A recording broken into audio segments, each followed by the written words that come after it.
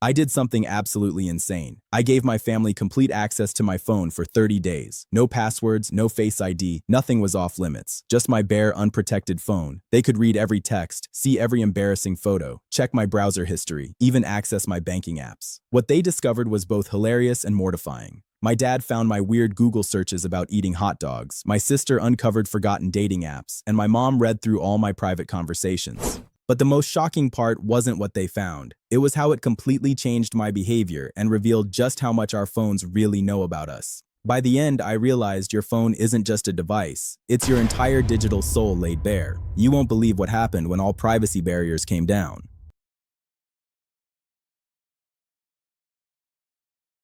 Hey everyone, welcome back to the channel. Alright, let's just get this out of the way up front. This past month has been a ride. You know how your phone is basically your entire life in a little slab of glass and metal? It's your personal diary, your photo album, your bank, your therapist, your shopping addiction enabler. It's everything. And it's usually fiercely, secretly private. I mean, we've all got stuff on there, right? Messages we wouldn't want anyone to read, embarrassing search histories, photos we thought we deleted, apps we maybe don't want to explain. It's our digital vault. It's where we store all those unfiltered thoughts and moments. So, I voluntarily handed the keys to my entire digital vault over to my family? Yep. For 30 straight days, my parents and my siblings had full, unfettered access to my phone. No password, no Face ID, no hidden folders. They could look at anything, read anything, and believe me, they found everything. It was awkward, it was hilarious, and it was a surprisingly profound lesson in privacy, honesty, and family dynamics. Sure, there was a ton of awkwardness and more than enough embarrassment on my end, but what I really want to show you is what your own phone might be hiding, and the wild ride that begins when all those privacy barriers come down. Trust me, this is a story you don't want to miss. Buckle up as we dive deep into this moment. Okay, so how did this insane experiment even start? Honestly, it actually came out of a random conversation about digital privacy and just how much big tech companies supposedly know about us. And then I had this kind of crazy thought, almost like a dare to myself. What if my own family knew everything that these companies do? The idea just spiraled from there, and before I knew it, I'd committed. There was no turning back. We had to set some pretty clear ground rules, to make it a fair but truly revealing challenge. First off, rule number 1. No lock screen, ever. My phone was unlocked 24/7. Anyone in my immediate family, that's my mom, my dad, and my younger sisters, could just pick it up and swipe right in. No PIN, no pattern, no Face ID, no fingerprint, just open season. And this next one was brutal for me. No deleting anything. For the entire 30 days, I wasn't allowed to delete messages, photos, browser history, or any app usage logs. Whatever was there, stayed there, preserved for their scrutiny. This was actually crucial for getting genuinely unfiltered results. Beyond that, it was full access to all apps. Seriously, everything. My banking apps, all my social media, every single messaging thread, my entire photo gallery, my personal notes app, my complete browse history, every single app was fair game. I even had to give them the passwords to accounts if prompted. Although, I definitely changed those back later. And here's the kicker. No warning or cleanup. I didn't get to do any pre-experiment cleanup whatsoever. My phone was handed over as is, exactly at the moment I decided to start. This truly ensured genuine results, no hiding. Finally, they could ask questions. If they found something, they were encouraged, actually, to ask me about it directly. This was key to making it a true, interactive experiment, not just a silent invasion. My spying team consisted of my mom, my dad, and my older sister. And honestly, they were all initially really hesitant, actually. My mom especially was like, "Oh, I don't want to see your private stuff." But once I explained the challenge, that it was for a video, and about learning something profound, they begrudgingly agreed.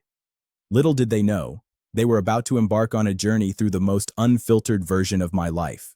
And little did I know, just how much they would actually find. The first few days of this experiment were just pure paranoia for me. Every single time someone walked past me while I was even just glancing at my phone, I'd instinctively try to shield it, and then, oh, right, I'd remember, they can look anyway. It was this constant low-level anxiety humming in the background of my mind. And then, the first discovery happened. It was the browse history bomb. My dad, bless his heart, is a curious man. He picked up my phone, opened the browser, completely unlocked, of course, and just started scrolling through my recent history. Now, let's be clear, it's not like I was looking at anything illegal or super scandalous, but let's just say my search history includes a healthy dose of bizarre hypotheticals, maybe a few embarrassing medical questions that, let's be honest, you only ask Google, right? And way too much time spent researching obscure hobbies. My dad's exact words, delivered with this casual chuckle over dinner, were, "Son, why were you looking up how many hot dogs can a human physically eat in one sitting?" The entire table just erupted in laughter. I felt my face turn beet red. It was a funny moment, absolutely, but it was also this stark, immediate reminder that even the most innocuous-seeming searches can reveal a surprising amount about your random thoughts and fleeting curiosities. Next up, my sister, being tech-savvy, went straight for my app list, and she found the shady apps. She uncovered a couple of apps I'd downloaded months ago, used exactly once, and then totally forgotten about. One was this genuinely goofy face swap app that made you look like a monster, and another was a really bad dating app I'd briefly considered out of sheer boredom. She didn't say anything directly, but the knowing glance she gave me was enough. And then, the inevitable. They definitely scrolled through some of my early message conversations. Nothing too wildly incriminating, but absolutely some inside jokes, a few venting sessions about minor annoyances at work, and just casual plans with friends that suddenly felt incredibly exposed. My mom, in particular, got a real kick out of reading some of my more lighthearted group chats. It was just weird. It genuinely felt like they were reading my diary aloud, complete with my inner monologue. So that first week was mostly this mix of awkward laughs and minor embarrassments. It felt like they were just scratching the surface, getting comfortable with the idea that they could look. And I knew, deep down, that the real digging was yet to come. Week 2. This is where the experiment really started to feel like a full-blown privacy invasion, albeit in the most loving way possible.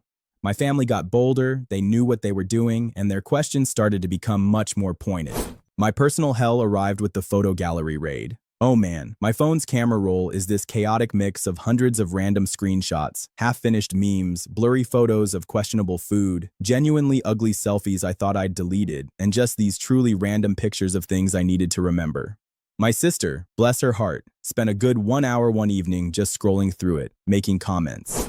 "Why do you have 17 pictures of that weird dog from the park?" she asked, holding up my phone, while everyone else peered over her shoulder, stifling laughs.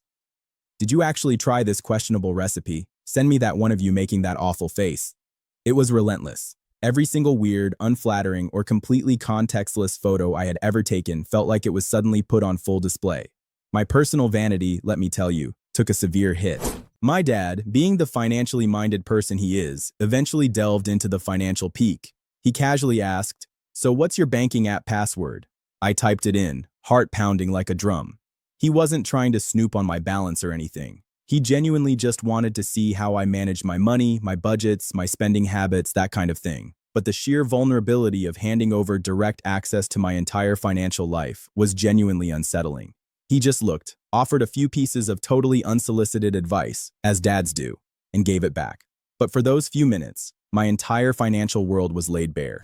Then there were the sensitive conversations. While I had tried my best to avoid having anything super private during the month, it's just inevitable that some sensitive stuff comes up when you're communicating constantly. One day, my mom asked me about a conversation I'd had with a friend about a personal struggle they were going through. It wasn't my secret to share, and while my mom was very gentle about it, having her know the intimate details of someone else's private life, through my phone, felt like a significant breach of trust, even if it was totally unintentional on her part. This was the moment I truly realized that my phone wasn't just my privacy. It held the privacy of almost everyone I interacted with. By the end of week 2, I was just constantly on edge. My phone felt like it was this constantly ticking time bomb, and I was just waiting for the next little embarrassing or awkward revelation to hit. It was exhausting. The final 2 weeks of this experiment were less about dramatic, shocking discoveries and much more about the deep psychological impact it had on me, and, surprisingly, some genuine lessons learned. I started to notice something fascinating: the self-censorship effect. I actually found myself instinctively changing my behavior. I stopped taking those quick, random photos of everything. I started thinking twice, really twice, before searching for something truly embarrassing or weird. I even caught myself deleting texts before they could read them, then remembered the no deleting rule and had to manually restore them, which was its own unique form of torture. It really made me realize just how much we naturally self-censor when we know, even implicitly, that we're being watched, even by people we fundamentally trust. Another big takeaway was the power of context. My family often misunderstood things because they completely lacked the context. A random screenshot of a funny but weird meme, a quick, half-joking text to a friend, or a random app download, they'd ask about it, and I'd have to sit there and explain the entire backstory. It showed me vividly just how much meaning is lost when conversations or digital actions are stripped of their background.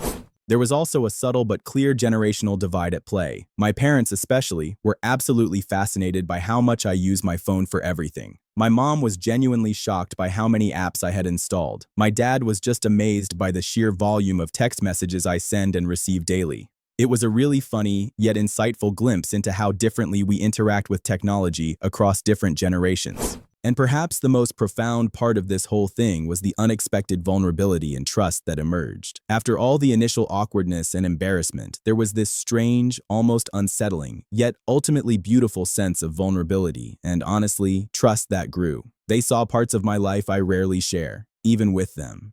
And because they didn't judge, at least not too harshly, it actually brought us a little closer, in this incredibly weird, exposed way. We ended up having conversations we truly never would have had otherwise. It was a bizarre form of family bonding.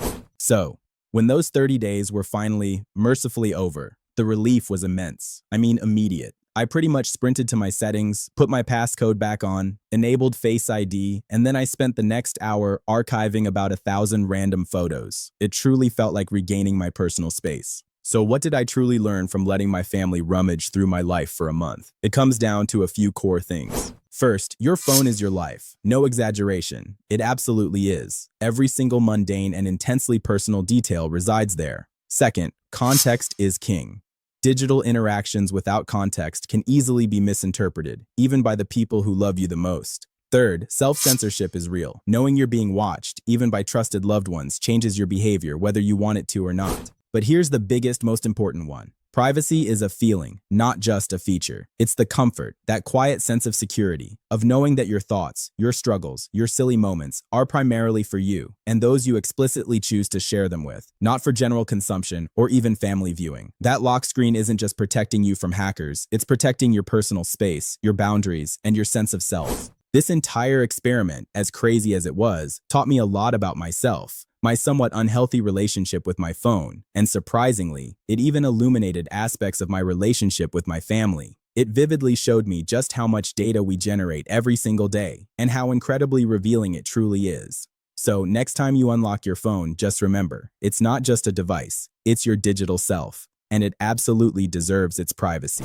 What do you think? Would you ever dare to do something like this? What's the one thing on your phone you absolutely would not want your family to see? Let me know in the comments below. I'm genuinely curious, and hey, I promise not to tell your family.